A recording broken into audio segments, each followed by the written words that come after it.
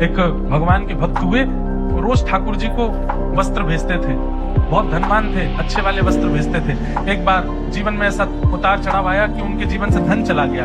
अब वस्त्र भेजना था, वस्त्र भेजने के लिए पैसे थे नहीं, तो सामान्य सा वस्त्र भेज दिया। बोले मेरा नियम हो जाएगा पूरा वस्त्र भेजने का।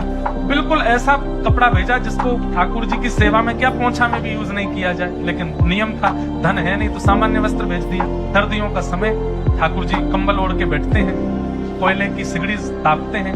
ठाकुर जी को रात्रि में शयन करा करके गोसाई जी गए, सुबह मंगला में आकर के देखा कि कटहाटी चल रही है, दान जोर जोर से, ऐसे कि ठाकुर जी कांप रहे हैं। एक दिन पहले ही जो सामग्रियां आई थी उनमें वो वस्त्र भी आया था, तो उस वस्त्र को देख करके नीचे जो सेवक आदि थे उन्होंने कहा अरे ये वस्त्र तो पोंछा के लायक भी नहीं है, इसको ऐसे बाहर कर दो, किसी और को दे देंगे, ठाकुर जी की सेवा में क्या प्रयोग करें। वो वस्त्र बाहर कर रखा था।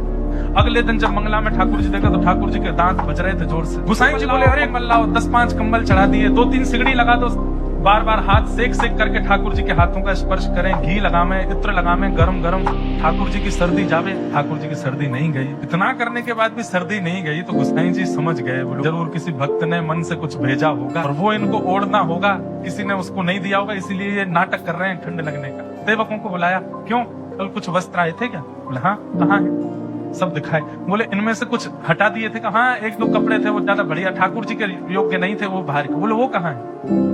वो तो हमने रसोई घर में रख दिए कि पोंछा मोछा के काम आएंगे। बोले वही लाओ। उन कपड़ों को लाए और जैसे ही वो कपड़ा ला करके ठाकुर जी के चरणों पर रखा, इतने में ठाकुर जी बोले मुंह तो पसीना आ रहे हैं बहुत जोर से, सबरे कंबल हटाओ, इस सगड़ी हटाओ, सामने से गर्मी लग रही है बहुत जोर से।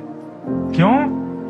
ठाकुर जी को सर्दी नहीं लगती, ठाकुर जी को गर्मी नहीं लगती, ठाकुर जी को प्रेम लगता है, ठाकुर जी को भाव लगता है।